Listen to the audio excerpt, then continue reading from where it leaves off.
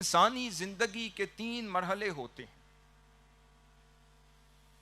ایک مرحلے کو بچپن کہتے ہیں، دوسرے مرحلے کو جوانی کہتے ہیں، اور تیسرے مرحلے کو بڑھاپا کہتے ہیں۔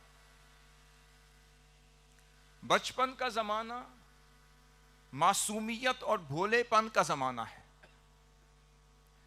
وہ کھیل کود اور تفریح میں گزر جاتا ہے، شاید بچوں کو وہ یاد بھی نہیں رہتا۔ اس کے بعد اس کا برعکس بڑھاپے کا ایک زمانہ ہے۔ یہ انسانی زندگی کا آخری مرحلہ بھی تصور کیا جا سکتا ہے۔ جب ہم اس مرحلے کی بات کرتے ہیں، اس مرحلے میں انسان کی سوچ، اس کی فکر، اس کی عقل و دانش پختہ اور مجرب ہو چکی ہوتی ہے۔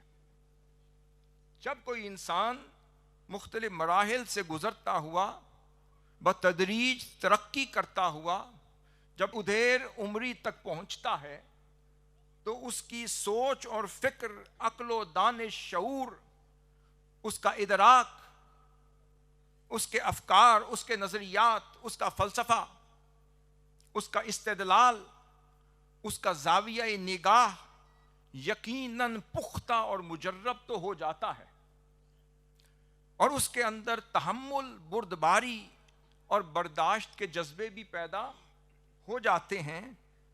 مگر ایک چیز مشاہدے میں آتی ہے کہ جب وہ عمر کے اس حصے میں پہنچتا ہے، اس کے پاس سب کچھ ہوتا ہے، مگر اعصاب اور اعضاء مضمحل اور کمزور ہونا شروع ہو جاتے ہیں، اور جذبات سرد ہونا شروع ہو جاتے ہیں، اور کبھی کبھی حوصلے بھی پست پڑنا شروع ہو جاتے ہیں۔